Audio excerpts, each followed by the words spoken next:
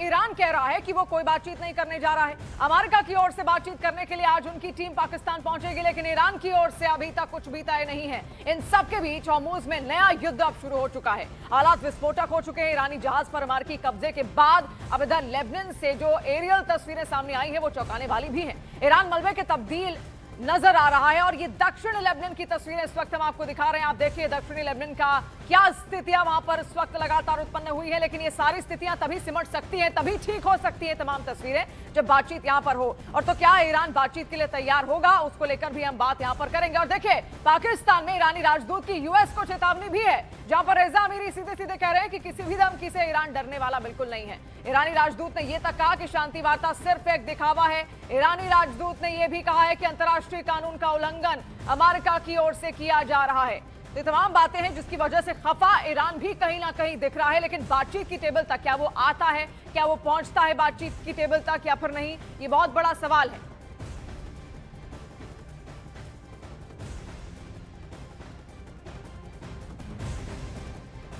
तो इस बीच अमेरिकी और ईरान के बीच बातचीत से पहले हॉर्मुज स्ट्रेट में संग्राम छिड़ चुका है, जहां पर अमेरिकी राष्ट्रपति डोनाल्ड ट्रंप ने दावा कर दिया है कि स्ट्रेट ऑफ हॉर्मुज की नाकेबंदी के बीच अमेरिकी नेवी ने ईरानी झंडे वाले कार्गो शिप को कब्जे में लिया है। ट्रंप के मुताबिक चेतावनी के बावजूद ईरानी जहाज नहीं रुका, जिसके बाद इंजन रूम में छेद कर जहाज को रोक दिया गया। फिलहाल ईरानी जहाज अमेरिकी मरीन्स की कस्टडी में है और ट्रंप के मुताबिक ईरान का यह कार्गो शिप हॉर्मुज के पास अमेरिकी नौसेना की नाकेबंदी को पार करने की कोशिश कर रहा था। ट्रंप ने अपनी पोस्ट में दावा किया है कि ईरान झंडे लगे इस कार्गो का नाम टॉस्का है। ट्रंप ने दावा किया है कि यह जहाज करीब 900 फीट लंबा है और वजन में लगभग एक एयरक्राफ्ट कैरियर के बराबर है। ये तस्वीर भी हम आपको यहां पर दिखा रहे हैं क्योंकि अमेरिका ने इससे पहले ही कह दिया था कि कोई भी अगर ईरानी जहाज हॉर्मुज स्ट्रेट पार करने की कोशिश करता है या फिर अगर अमेरिकी जहाजों के आसपास इर्द गिर्द आने का प्रयास भी करता है तो उस पर कब्जा किया जाएगा, उसको घेर लिया जाएगा।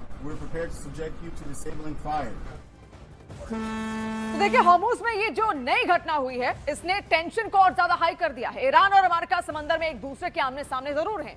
पूरी घटना सिलसिलेवार तरीके से आपको यहां पर दिखाते भी हैं। तो पहले हुआ क्या, ये आप समझिए। पहले हुआ ये कि एक कार्गो शिप जो वो हॉर्मुज को पार करने की कोशिश में था अमेरिकी नाकेबंदी के बीच, और इस जहाज पर टॉस्का नाम लिखा हुआ था और इस पर ईरानी झंडा लगा था। अमेरिकी नेवी ने इस जहाज को रुकने की चेतावनी दी, लेकिन अमेरिकी नेवी की ओर से जारी चेतावनी के बावजूद जहाज लगातार आगे बढ़ता चला गया और इसके बाद अमेरिकी नाकेबंदी में मौजूद यूएस डिस्ट्रॉयर ने ईरानी जहाज पर फायरिंग कर दी। डिस्ट्रॉयर के जरिए गाइडेड मिसाइल से जहाज के इंजन रूम पर अटैक किया गया। इसके बाद कार्गो शिप ने अमेरिका के आगे सरेंडर कर दिया। फिलहाल ये जहाज अमेरिका के कब्जे में ही है और यही टेंशन की बड़ी वजह भी बनी हुई है।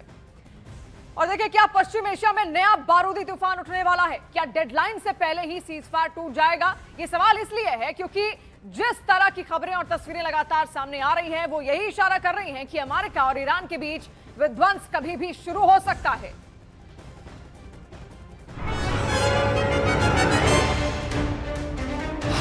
फिर तैयार हो रहा है जंग का मैदान, फिर मचने वाला है पश्चिम एशिया में कोहरा, टूटने वाली है सीज फायर की डेडलाइन। सीज फायर कागज में भले ही मौजूद हो, लेकिन जमीन पर हालात बिल्कुल अलग कहानी कह रहे हैं। खाड़ी क्षेत्र में बढ़ती सैन्य हलचल, समुद्र में तैनात जहाज और लगातार हो रही निगरानी इस बात का संकेत है कि भरोसा कमजोर पड़ चुका है। अमेरिका और ईरान दोनों ही रणनीतिक मोर्चे पर अपनी ताकत बढ़ा रहे हैं, यानी शांति की परत के नीचे तनाव का लावा लगातार उबल रहा है। अगर एक भी चिंगारी भड़की तो यह सीज फायर पल भर में टूट सकता है और पूरा क्षेत्र फिर से युद्ध की आग में झुलस सकता है। तेहरान से आई तस्वीरें भी संघर्ष की तैयारी की ओर इशारा कर रही हैं। सड़कों पर बड़े पैमाने पर लोगों की भीड़ जुट रही है। महिलाओं की रैलियां और हथियारों के साथ प्रदर्शन हो रहे हैं, जो ये दिखा रहे हैं कि माहौल सिर्फ राजनीतिक नहीं बल्कि सामाजिक स्तर पर भी सख्त होता जा रहा है। संदेश साफ है, ईरान किसी भी हमले का जवाब देने के लिए तैयार है। ऐसे में अगर सीज फायर पर दबाव बढ़ा या कोई नई सैन्य कार्रवाई हुई तो हालात तेजी से बिगड़ सकते हैं और यही वो स्थिति है जहां से विध्वंस की नई लहर उठ सकती है। दूसरी तरफ इजराइल और अमेरिकी खेमे में भी हाई अलर्ट की स्थिति बनी हुई है। संभावित हमलों और जवाबी कार्रवाई को लेकर सैन्य और राजनीतिक स्तर पर लगातार समीक्षा हो रही है। हालिया रिपोर्ट में ये भी संकेत है कि सीजफायर के टूटने की आशंका को देखते हुए इमरजेंसी तैयारियां तेज कर दी गई हैं। यानी दोनों पक्ष सिर्फ इंतजार की स्थिति में हैं। एक छोटी सी घटना, एक गलत आकलन या एक उकसावे वाली कार्रवाई। स्पुतनिक की रिपोर्ट इस पूरे संकट की गंभीरता को और बढ़ा रही है। रिपोर्ट के मुताबिक अमेरिका ने चुपचाप जॉर्डन में अपने एयर डिफेंस सिस्टम की तैनाती बदल दी है। सैटेलाइट तस्वीरों में थाड और पैट्रियट मिसाइल सिस्टम की मूवमेंट साफ देखी गई है। ये बदलाव किसी सामान्य अभ्यास का हिस्सा नहीं, बल्कि संभावित हमले के खतरे का संकेत माना जा रहा है।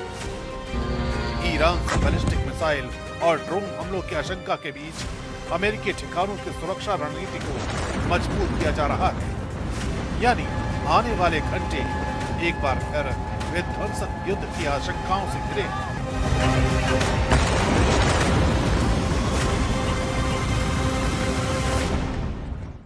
तो देखिए, तनाव की स्थिति तो है पूरे मिडिल ईस्ट में और खास तौर पर जो एपिसेंटर बना हुआ है स्ट्रेट ऑफ हॉर्मुज। हमारे वरिष्ठ सहयोगी शैलेंद्र वांगू लगातार हमारे साथ जुड़े हुए हैं, उन्हीं से हम तमाम डिटेल्स यहां पर जानेंगे और समझने की कोशिश करेंगे। शैलेंद्र, अब जो हालात इस वक्त स्ट्रेट ऑफ हॉर्मुज में है काफी विस्फोटक हैं, क्योंकि लगातार अमेरिका जो है उसके कब्जे में इस वक्त ईरानी जहाज है। तो आगे क्या समीकरण बनते हुए आपको दिख रहे हैं, क्योंकि तनाव तो चरम पर है और एक तरफ बातचीत की कोशिशें यहां हो रही, लेकिन ईरान अब तक तो तैयार नहीं हुआ।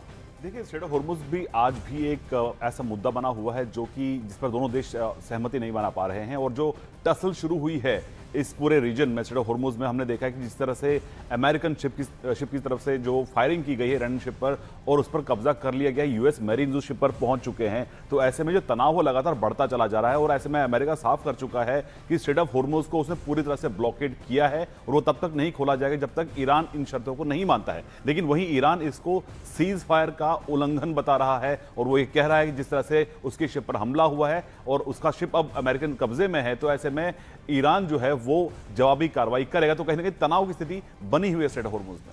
अच्छा, कल एक अमेरिकी थिंक टैंक था, उसमें ये लिखा गया था, अब जो बातचीत यहाँ पर हो रही है, अमेरिका बहुत ज्यादा भरोसा यहाँ पर पाकिस्तान पर कर रहा है, उसमें साफ संदेश ट्रंप को दिया गया था कि आप ज्यादा भरोसा मत कीजिए। आसिम मुनीर पर आप ज्यादा भरोसा नहीं कर सकते, क्योंकि ये वही लोग हैं जो तालिबान के साथ गए थे गठबंधन करने। तो क्या ये भरोसा किया जा सकता है? देखिए, फिलहाल अगर हम पाकिस्तान की बात करें तो लगातार कोशिश कर रहा है कि अंतर्राष्ट्रीय मंच पर वो एक पीस मेकर के तौर पर उभरे। और हालांकि इसको लेकर हमने देखा है कि उसको कामयाबी मिली है और प्रेसिडेंट ट्रंप ने मौका दिया है पाकिस्तान को, क्योंकि देखिए जो भी पाकिस्तान अब आज कर रहा है वो कंप्लीटली अमेरिकन इंस्ट्रक्शंस पर, अमेरिकी इशारों पर वो तमाम चीजें कर रहा है। हालांकि हमने ये भी देखा है कि जो पिछली बातचीत हुई थी इस्लामाबाद में, अगली बातचीत भी इस्लामाबाद में होने जा रही है। ये इस तरफ इशारा है कि प्रेसिडेंट ट्रंप भरोसा तो कर रहे हैं, लेकिन सवाल ये भी खड़े हो रहे हैं कि क्योंकि जिस तरह से आसिम मुनीर के सीधे संबंध IRGC के साथ रहे हैं, तो ऐसे में उनको चेताया गया है, अमेरिकन सरकार को चेताया गया है इस थिंक टैंक की तरफ से कि उन पर भरोसा नहीं किया जा सकता। और यहां तक कि इजराइल भी ये साफ कर चुका है कि पाकिस्तान वो देश है जिस पर जो आतंकवाद को समर्थन देता रहा है और 22 अप्रैल वही तारीख है जहां पर पहलगाम आतंकी हमले को 1 साल पूरा हो जाएगा। बहुत शुक्रिया शैलेंद्र, यहाँ पर आपने तमाम डिटेल्स बहुत अच्छे से बारीकी से यहाँ पर हमें समझाया भी। और लगातार जो स्थितियां यहाँ पर बनी हुई, देखिए बातचीत ही एकमात्र रास्ता है, कूटनीति ही एकमात्र रास्ता है जिसके जरिए सारे समाधान यहाँ पर निकाले जा सकते हैं। एक बड़ी खबर भी इस बीच यहाँ पर आ रही है, हॉर्मुज में अमेरिकी एक्शन के खिलाफ ईरान की चेतावनी सामने आई। ईरान ने जब्त किए गए जहाज को छोड़ने के लिए कह दिया है। अमेरिका लगातार उस जहाज पर अपना नियंत्रण कर रहा है, लेकिन सीधी धमकी ये ईरान की तरफ से अमेरिका को कि उसका जो जहाज उसके कब्जे में है उसको तुरंत छोड़ा यहां पर जाए। अब छोड़ा जाएगा नहीं छोड़ा जाएगा, देखिए ये तो अमेरिका और अमेरिकी सैनिक ही यहां पर जाने, लेकिन अगर आने वाले वक्त में अमेरिका इस जहाज को नहीं छोड़ता है तो युद्ध और ज्यादा खतरनाक रूप अख्तियार यहां पर कर सकता है। और स्ट्रेट ऑफ हॉर्मुज में पूर्ण रूप से अगर घेरेबंदी इस तरीके से हुई तो तमाम जो जहाज वहां पर मौजूद है उनके जो आना जाना है वो भी और ज्यादा मुश्किल हो जाएगा। शैलेंद्र लगातार हमारे साथ जुड़े हुए हैं। शैलेंद्र, अगर ये कब्जा इसी तरीके से बरकरार रहा है इस जहाज पर तो और अटैक ईरान की ओर से हो सकते हैं, फिर अमेरिका और अटैक करेगा, तो ऐसे तो फिर से एक बार पूरा स्ट्रेट ऑफ हॉर्मुज ब्लॉक हो सकता है। देखिए, जाहिर तौर पर जिस तरह से स्ट्रेट ऑफ हॉर्मुज़ को पूरी तरह से ब्लॉकेड करने की घोषणा प्रेसिडेंट ट्रंप ने अब से कुछ दिन पहले की थी, जिसके बाद अब यूएस का सेंट्रल कमांड उस एरिया में डिप्लॉयमेंट कर चुका है और वो किसी भी मूवमेंट को अलाउ नहीं कर रहा है। कहीं ना कहीं ये दबाव बनाने का तरीका है ताकि ईरान बातचीत की मेज पर आए और अमेरिकी शर्तों को सीधे तौर पर माने। लेकिन जिस तरह से अब एस्केलेशन हुआ है अमेरिका की तरफ से, जिसमें कहा गया कि स्ट्रेट ऑफ हॉर्मुज़ में जो ब्लॉकेड है उसको ये ईरानियन शिप जो है वो वायलेट कर रहा था, जिसके बाद अमेरिका की तरफ से कार्रवाई की गई और उस शिप को फिलहाल कब्जे में ले लिया गया है। और ये 6 घंटे की कार्रवाई थी, जिसके बाद इस शिप को अब यूएस मेरीन्स के कब्जे में ले लिया गया है। लेकिन अब ईरान ये साफ तौर पर कह रहा है कि अगर आप शिप को रिलीज नहीं करते हैं तो वो भी अब जवाबी कार्रवाई कर सकता है। लेकिन ये तब हो रहा है कि जब इस्लामाबाद में बातचीत से ठीक एक दिन पहले इस तरह की जो गतिविधियां हैं, जो एस्केलेशन है वो बड़ा है स्ट्रेट ऑफ हॉर्मुज़ में। लेकिन अब देखना ये होगा कि क्या अमेरिका इस शिप को रिलीज करता है या दबाव बनाने के लिए ही वो इसका इस्तेमाल करेगा। लेकिन शैलेंद्र, एक बात यहां पर आपसे और समझना चाहेंगे, क्योंकि अब तक बड़ी बातचीत की यहां पर बात हो रही थी कि बातचीत होगी। इसके अलावा ट्रंप की ओर से भी आपने यहां पर देखा किस तरीके से कई सारी धमकियां लगातार दी जा रही थी। सवाल मैं आपसे लूंगी, लेकिन एक और बड़ी खबर इस वक्त आ रही, वो भी दर्शकों तक पहुंचा दें। देखिए, इस बीच हॉर्मुज़ स्ट्रेट में नाकेबंदी के बीच बहुत बड़ी खबर आ रही है। अमेरिकी सेना ने हॉर्मुज़ स्ट्रेट में एक्शन तेज कर दिया है। अमेरिकी अखबार वॉल स्ट्रीट जर्नल ने अपनी रिपोर्ट में दावा किया है कि हॉर्मुज़ में ईरानी माइंस को हटाने के लिए अमेरिका ने सी रोबोट उतार दिए हैं। यूएस सेना ने समुद्र में माइंस को खोजने और खत्म करने के लिए समुद्री रोबोट्स को और ड्रोन्स की तैनाती बाकायदा वहां पर कर दी है। आप देखिए, ये हम एआई से जनरेटेड एक वीडियो आपको यहां पर दिखा रहे हैं, क्योंकि स्ट्रेट ऑफ हॉर्मुज़ ही इस वक्त सबसे बड़ा एपिसेंटर लगातार बना हुआ है और नहीं समझ आ रहा कि वहां के हालात किस तरीके से यहां पर ठीक होंगे।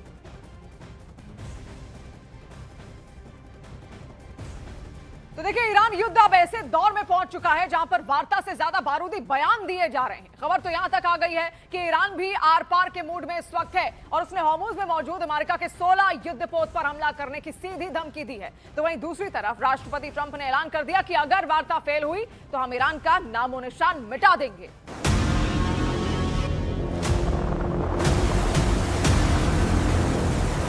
हॉर्मुज़ में घिरा अमेरिका का 5वां बेड़ा, व्हाइट हाउस में आपातकाल मीटिंग। ईरान युद्ध वाकई में इतना ज्यादा खतरनाक हो चुका है जितना पहले कभी नहीं था। 39 दिन में अमेरिका और इजराइल के तूफानी, खूनी और भीषण हमलों से तबाह ईरान को लेकर दुनिया भर के एक्सपर्ट से ही मानकर चल रहे थे कि ईरान ने अमेरिका और इजराइल के सामने घुटने टेकने शुरू कर दिए हैं। 11 और 12 अप्रैल को इस्लामाबाद में हुई अमेरिका और ईरान की शांति वार्ता के बाद जिस तरह से राष्ट्रपति ट्रंप ईरान को दुनिया भर में बेइज्जत करने में जुटे थे, अब उस ईरान ने ऐसा हॉर्मुज़ हमला किया है कि पिछले 18 घंटे से ट्रंप की बोलती बंद हो गई है। हालात यह है कि स्ट्रेट ऑफ हॉर्मुज़ में ईरान को घेरने के लिए अमेरिका के 5वें बेड़े के जिन 16 युद्धपोतों को लगाया हुआ था वो पूरी तरह से ईरान के टारगेट पर आ चुके हैं। खबर तो यहां तक है कि अमेरिका के खुफिया विभाग ने यह दावा किया है कि लगभग 40 दिन के हमलों के बावजूद ईरान के 60% मिसाइल लॉन्चर अभी भी बचे हुए हैं, जिसके दम पर ईरान एक बार फिर से अमेरिका और इजरायली अड्डों पर हमला करने जा रहा है। इधर इजराइल के प्रधानमंत्री नेतन्याहू ने एक ऐसा बयान दिया है जो सुनकर दुनिया हैरान रह गई है। नेतन्याहू ने दावा किया कि अगर हम ईरान पर इस वक्त हमला नहीं करते तो ईरान परमाणु बम बना लेता और इजराइल का वजूद मिटा देता। नेतन्याहू ने यह बताने की कोशिश की है कि ईरान बहुत ही खतरनाक तैयारी कर रहा था, इसीलिए उस पर हमला हुआ है। फिलहाल ईरान ने साफ कहा है कि हम हॉर्मुज़ और ईरान के परमाणु मुद्दों को लेकर अमेरिका से तब तक जंग कर सकते हैं जब तक कि हम अपने दुश्मनों को कड़वी हार नहीं दे देते। ईरान का हॉर्मुज़ हमला शुरू, घिर गया अमेरिका का 5वां बेड़ा। ताजा रिपोर्ट्स के अनुसार ईरान की रिवॉल्यूशनरी गार्ड्स यानी आईआरजीसी ने हॉर्मुज़ को फिर से पूरी तरह कंट्रोल में कर लिया है। ईरान ने धमकी देते हुए कहा कि जब तक अमेरिका ईरानी बंदरगाहों की नौसैनिक नाकेबंदी नहीं हटाता तब तक कोई भी जहाज यहां से गुजर नहीं पाएगा। इस वक्त अमेरिकी नौसेना के 5वें बेड़े ने ईरान के खिलाफ समंदर में 3 घेरे बना दिए हैं ताकि ईरान को घुटनों पर लाया जा सके। लेकिन ईरान ने अब ऐसा पलटवार किया है जिसकी कल्पना अमेरिका ने नहीं की थी। अमेरिकी नौसेना के 5वें बेड़े यानी 5th फ्लीट ने 13 अप्रैल 2026 से ईरान के प्रमुख बंदरगाहों जैसे बंदर अब्बास, चाबहार और बुशहर की जो घेराबंदी शुरू की थी, अमेरिका ने ईरान के तटों को 3 स्तरों में बांटा है ताकि कोई भी ईरानी जहाज बाहर ना निकल सके। पहली परत आउटर रिंग, विमान वाहक पोत यूएसएस अब्राहम लिंकन और उसके स्ट्राइक ग्रुप के युद्धपोत जो लंबी दूरी की मिसाइलों और विमानों से निगरानी कर रहे हैं। दूसरी परत मिडिल रिंग, अर्ली बर्ग क्लास के गाइडेड मिसाइल डिस्ट्रॉयर्स जो किसी भी संदिग्ध हलचल को रोकने के लिए तैनात हैं। तीसरी परत कोस्टल रिंग, मानव रहित समुद्री ड्रोन और छोटे पेट्रोल वेसल्स जो सीधे ईरान के बंदरगाहों के मुहाने पर नजर रखे हुए हैं। अब ईरान ने घेराबंदी को तोड़ने के लिए अपनी पारंपरिक नौसेना के बजाय असममित रणनीति का इस्तेमाल शुरू कर दिया है। ईरान ने इस अभेद्य घेरे को तोड़ने के लिए हमले के लिए मास्टर स्ट्रोक प्लान बना लिया है। मच्छर बेड़ा, ईरान के पास हजारों की संख्या में छोटी, तेज और फुर्तीली नावें हैं। ये नावें रडार की पकड़ में नहीं आती और चट्टानी गुफाओं में छिपी रहती हैं। ये एक साथ झुंड में हमला करके अमेरिकी युद्धपोतों को उलझाने की ताकत रखती हैं। कामिकेज और मरीन ड्रोन, ईरान ने शाहिद जैसे आत्मघाती ड्रोन और पानी के नीचे चलने वाले मरीन ड्रोन का इस्तेमाल शुरू किया है जो सीधे युद्धपोतों के सबसे कमजोर हिस्से जैसे प्रोपेलर या हल से टकराकर उन्हें नुकसान पहुंचा सकते हैं। क्रूज और बैलिस्टिक मिसाइलें, खुफिया रिपोर्टों ISW के मुताबिक ईरान ने हाल ही में अपने मिसाइल साल्वों में क्रूज मिसाइलों की संख्या बढ़ाई है। हज कासम जैसी मिसाइलें जिनकी रेंज 1400 किलोमीटर है, गहरे समुद्र में खड़े अमेरिकी बेड़े को निशाना बना सकती हैं। स्मार्ट माइंस, ईरान ने हॉर्मुज में ऐसी माइंस बिछाई हैं जो केवल खास तरह के इंजनों की आवाज सुनकर फटती हैं। दावों के मुताबिक अमेरिकी सेंट्रल कमांड यानी सेंटकॉम ने जो 16 युद्धपोत ईरान को घेरने में लगाए वो अब ईरान के टारगेट पर आ चुके हैं और अब इसीलिए सिचुएशन रूम में ट्रंप ने टॉप कमांडर और जनरलों के साथ मीटिंग की है जिसमें ईरान पर बड़े हमले की तैयारी हो रही है। 60% मिसाइल लॉन्चर से हमले को तैयार ईरान। بدون شک اصلا نفذ مذاکره مال این است که خلاصه طرفین به یک تفاهمی برسن، ولی ما در حقیقت اون چیزی که برای ما اصل بوده این بوده که این بی‌اعتمادی همون نکته‌ای که اشاره کردم ما حسن نیت داریم. ईरान की नई धमकियों से साबित हो चुका है कि वो ट्रंप की बेतुकी शर्तों और दबाव के खिलाफ अब जंग को आखिरी विकल्प मानकर चल रहे हैं। इसीलिए अब दावे होने लगे हैं कि 20 अप्रैल को पाकिस्तान के इस्लामाबाद में होने वाली अमेरिका ईरान की मीटिंग कैंसिल हो चुकी है। ये मीटिंग ऐसे वक्त कैंसिल हुई जबकि सीज फायर की डेडलाइन 22 अप्रैल को खत्म हो रही है। अब सवाल उठता है कि ईरान बातचीत के बजाय बारूद से फैसला करने पर उतारू क्यों है। इसके पीछे की सबसे बड़ी वजह यह है कि ईरान के मिसाइल बंकरों और पहाड़ियों पर अभी भी इतने ज्यादा घातक और भारी मात्रा में हथियार मौजूद हैं जो अमेरिका और इजराइल को कड़ी टक्कर दे सकते हैं। खुद अमेरिका के खुफिया विभाग के एक सूत्र के हवाले से अमेरिकी मीडिया CNN ने दावा किया है कि ईरान के पास अभी भी 60% मिसाइल लॉन्चर बचे हैं जो लंबा युद्ध लड़ने के लिए काफी हैं। ईरान ने अमेरिका इजराइल के साथ 2 हफ्तों के युद्ध विराम के दौरान युद्ध के अगले फेज की जमकर तैयारी की है। इन 2 हफ्तों के दौरान ईरानी सेना एक बार फिर से अपनी शक्ति को संभाल रही है। जरा देखिए पूरी खबर।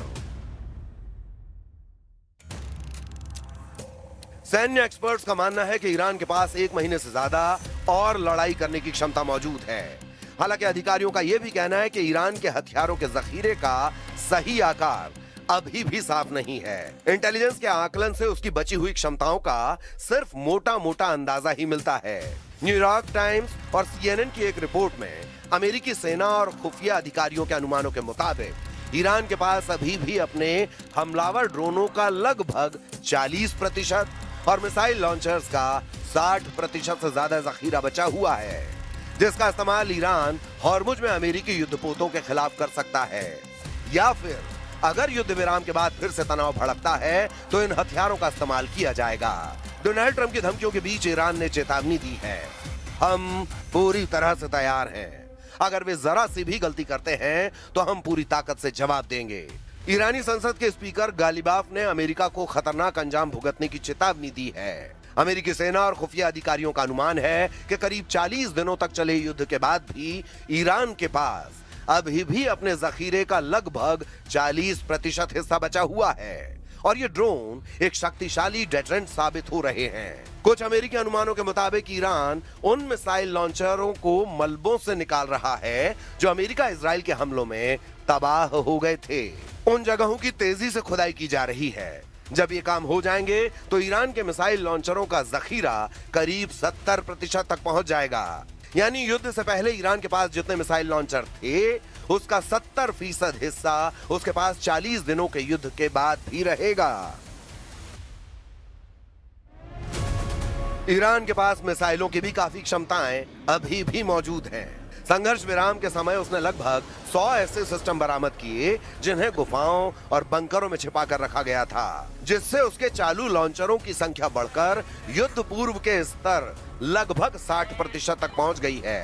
रूस के पूर्व राष्ट्रपति और देश की सुरक्षा परिषद के उपाध्यक्ष दिमित्री मेदवेदेव ने पिछले हफ्ते सोशल मीडिया पर लिखा, ये साफ नहीं है कि वॉशिंगटन और तेहरान के बीच का संघर्ष विराम किस तरह आगे बढ़ेगा, लेकिन एक बात तय है, ईरान ने अपने परमाणु हथियारों का परीक्षण कर लिया है।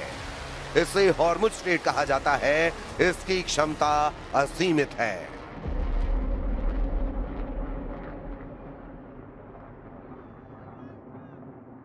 باید اون رویکرد گفتگوی خودشون رو از یک جانبه‌گری و روحیه‌ای که بخوان یه چیزی رو بر ما تحمیل بکنن از این دست بردارن و تجربه کردن که چنین چیزی اتفاق نمیفته. हॉर्मुज में लंबी जंग को तैयार ईरान, चीनी सैटेलाइट निशाना अमेरिकी अड्डे। जब से अमेरिका ने चारों तरफ से हॉर्मुज की नाकेबंदी की है, उसके बाद से ईरान ने रूस और चीन के साथ मिलकर ऐसी जंग की तैयारी कर ली है जो अमेरिका के लिए मौत का भंवर साबित हो सकता है। अमेरिका के साथ जंग में ईरान ने जितना खेला किया है, उसमें चीनी सैटेलाइट का एक बहुत बड़ा हाथ सामने आया है। ईरान ने मौजूदा जंग के दौरान पूरे मिडिल ईस्ट में अमेरिका के सैन्य ठिकानों की पोजीशन को ट्रैक करने के लिए चीन के बने एक सैटेलाइट का इस्तेमाल किया है और इसे उसने पिछले साल चुपके से हासिल किया था। अब आपको बताते हैं कि अमेरिकी मीडिया के दावे के मुताबिक दूसरे दौर की बातचीत में अमेरिका और ईरान की तरफ से कौन कौन यहां पर पहुंच रहा है। तो आप देखिए यहां पर क्या जरूरी है वो आपको यहां पर दिखाते हैं कि आखिर कौन कौन यहां पर पहुंच रहा है। अमेरिकी प्रतिनिधिमंडल जिसमें जेडी वैंस जो कि उपराष्ट्रपति हैं अमेरिका के, वो इसमें शामिल रहेंगे। इसके अलावा आप देखिए ईरानी प्रतिनिधि मोहम्मद बाकर कालिबाफ जो कि संसद के अध्यक्ष हैं। इसके अलावा विदेश मंत्री वहां के अब्बास अरागची और अली बाघेरी कानी वो भी इसमें शामिल होंगे। जेडी वैंस फिर अमेरिका की तरफ से स्टीव विटकॉफ और जेरेड कुशनर जो कि अमेरिकी राष्ट्रपति ट्रंप के दामाद भी हैं, वो भी इस टीम का हिस्सा होंगे। यानी कि लगभग ये वही चेहरे रिपीट होते हुए यहाँ पर दिख रहे हैं जो पहली दफा भी यहाँ पर पहुंचे थे बातचीत करने के लिए। तो शैलेंद्र लगातार हमारे साथ यहाँ पर जुड़े हुए हैं। शैलेंद्र, आपसे ही समझना चाहेंगे, बातचीत की टेबल तैयार तो हो गई है, लेकिन ईरान की तरफ से देखिए अभी तक कोई आधिकारिक ऐलान नहीं किया गया कि वो आएंगे या फिर नहीं। तो वाकई क्या ईरान तैयार है? क्योंकि उनका तो जो जहाज है वो भी अमेरिका ने कब्जा किया हुआ, उसने कहा पहले आप उसको छोड़िए। देखिए फिलहाल ईरान की तरफ से शिवानी कोई ऑफिशियल स्टेटमेंट नहीं आया है। ईरान के मीडिया के हवाले से कहा जा रहा है कि ईरान अपना डेलीगेशन नहीं भेजेगा और जिस तरह से अमेरिका दबाव बना रहा है, जिस तरह से अमेरिका जो इरेस्पॉन्सिबल कहा जा रहा है कि अमेरिका की जो डिमांड्स है वो इरेस्पॉन्सिबल है, तो ऐसे में ईरान अपना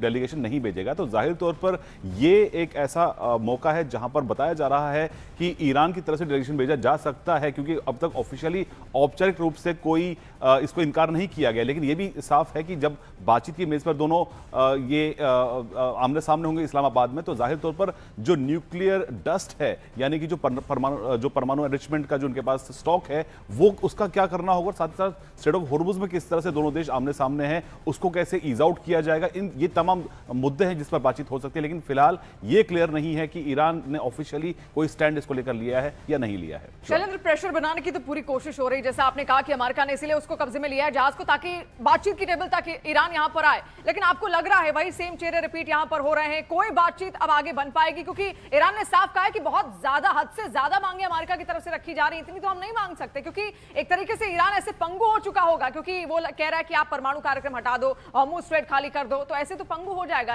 ईरान के पास खुद का कुछ बचेगा ही नहीं। देखिए, ये दो बड़ी बातें हैं, ये दो बड़ी डिमांड्स है जो कि अमेरिका की तरफ से रखी जा रही हैं। एक तो वो स्ट्रेट ऑफ हॉर्मुज़ को पूरी तरह से खुला करे ईरान, और दूसरे साथ ही साथ जो न्यूक्लियर एनरिचमेंट है उसको बंद करे, और जो न्यूक्लियर डस्ट है यानी जो एनरिच यूरेनियम है उसको हैंडओवर किया जाए अमेरिका की। दो ऐसी डिमांड्स हैं जिनको मानने के लिए ईरान तैयार नहीं है। लेकिन अच्छी बात इसमें यह है कि जो आखिरी बातचीत इस्लामाबाद में हुई थी उसके बाद से अभी तक लगातार दोनों देश संपर्क में हैं वाया मीडिएटर्स। तो जाहिर तौर पर यह एक अच्छा संकेत हो सकता है, क्योंकि पूरी दुनिया नहीं चाहती कि वॉर कंटिन्यू हो, क्योंकि इसका इंपैक्ट पूरी दुनिया पर आ रहा है, खासतौर से स्ट्रेट ऑफ हॉर्मुज़ को लेकर। तो ऐसे में जब बातचीत आगे होती है तो ये ऐसे इश्यूज है जिनको रिजॉल्व करने के लिए दोनों देशों को आमने सामने बैठना ही होगा। और अच्छी बात यह है कि प्रेसिडेंट ट्रंप एक तरफ जहां धमकियां दे रहे हैं, दबाव बना रहे हैं, लेकिन वहीं प्रेसिडेंट ट्रंप ने बातचीत का रास्ता बंद नहीं किया है।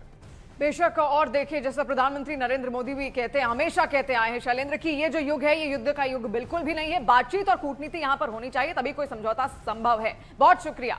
अब देखिए, ट्रंप ने इजरायल की तारीफ क्या की कि बैटल ग्राउंड में नए जंग की चर्चा यहां पर शुरू हो चुकी है। ट्रंप ने इजरायल को अपना ग्रेट और बोल्ड अलाय बताया है, और साथ ही यह कहा है कि इजरायल को पता है कि जंग कैसे जीती जाती है। इसके जवाब में नेतन्याहू ने अमेरिका को अपना सबसे शानदार दोस्त बता दिया। एक मोर्चे पर इजरायल ने लेबनान में सीज फायर का ऐलान किया, तो दूसरी तरफ ईरान और अमेरिका के बीच सीज फायर की तारीख खत्म होने वाली है। सवाल है कि क्या अमेरिका और ईरान किसी नए जंग का आगाज करने वाले हैं, या डील से पहले दबाव बनाया जा रहा है।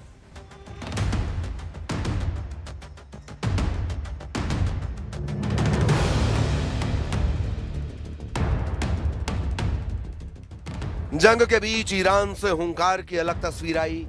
हजरत फातिमा मासूमा के जन्मदिन पर सैकड़ों की तादाद में महिलाएं सड़कों पर उतरी। महिलाओं के हाथों में बंदूकें थीं।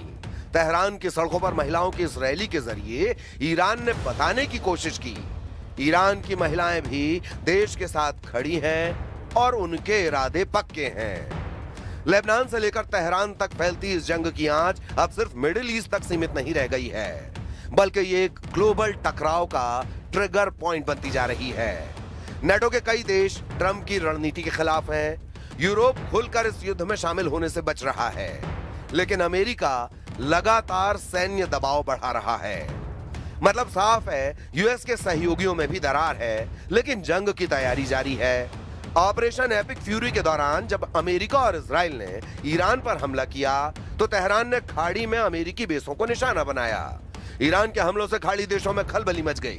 रिपोर्ट में दावा किया गया कि खाड़ी देशों पर जब आईआरजीसी ने यूएस बेस को टारगेट किया, तो चीन के जासूसी सैटेलाइट ने उनकी मदद की। चीन के TEE-01B सैटेलाइट ने मार्च में खाड़ी में अमेरिकी बेस के कोऑर्डिनेट और फोटो ईरान की सेना आईआरजीसी को एक्सेस करने दिए। सऊदी अरब में प्रिंस सुल्तान एयरबेस की जानकारी इकट्ठा की। इसके अलावा जॉर्डन में मुवफ्फाक सॉल्टी एयरबेस, बहरीन में US 5th fleet base, Iraq में एरबिल एयरपोर्ट, कुवैत में अली अल सलेम एयरबेस और कैंप ब्यूहरिंग यूएस बेस, ओमान में डुक्म हवाई अड्डे की जानकारी इकट्ठा की। इससे ईरान को सटीक हमले करने और नुकसान का आकलन करने में बड़ी मदद मिली। अमेरिकी इंटेलिजेंस अब इससे चीन का एक्टिव रोल बता रहा है। हालांकि चीन ने इन आरोपों को खारिज किया है, लेकिन लीक डॉक्यूमेंट और ऑर्बिटल डेटा इस कहानी को मजबूत करते हैं। तो सवाल है कि क्या अमेरिका इस बार खाड़ी में अपने बेस को एक्टिव ना कर डायरेक्ट इजराइल को हमलों का लॉन्च पैड बनाएगा? इस पूरे टकराव का सबसे खतरनाक मोर्चा फिलहाल स्ट्रेट ऑफ हॉर्मुज़ बना हुआ है, जहां से दुनिया का करीब 20% तेल गुजरता है। और अभी हालात ये हैं, ईरान ने रास्ता रोक रखा है, अमेरिका ने जवाब में नाकेबंदी कर दी है और जहाजों का रूट बदलना शुरू हो गया है। यानी तेल, व्यापार और सप्लाई चेन सब खतरे में है। अगर ये रास्ता पूरी तरह बंद हुआ तो असर सिर्फ युद्ध तक सीमित नहीं रहेगा। पेट्रोल डीजल के दाम, ग्लोबल महंगाई और भारत जैसे देशों की अर्थव्यवस्था तक हिल सकती है। जंग के बीच ईरान ने एक अलग मैसेज देने की कोशिश की है। तेहरान की सड़कों पर हजारों महिलाओं की रैली, हाथों में हथियार और चेहरे पर चुनौती। ये सिर्फ रैली नहीं थी, ये एक संदेश था। अगर जंग हुई तो सिर्फ सेना नहीं, पूरा देश लड़ेगा। ईरान ये दिखाना चाहता है कि उसकी जनता तैयार है और मनोबल टूटा नहीं है। अब सारे संकेत एक ही दिशा में इशारा कर रहे हैं। अमेरिकी जेट्स की तैनाती, इजराइल का आक्रामक रुख, हॉर्मुज में टकराव और ट्रंप का विनिंग स्टेटमेंट, ये सब मिलकर क्या बता रहे हैं? क्या ये सिर्फ दबाव बनाने की रणनीति है या फिर जंग की उल्टी गिनती शुरू हो चुकी है?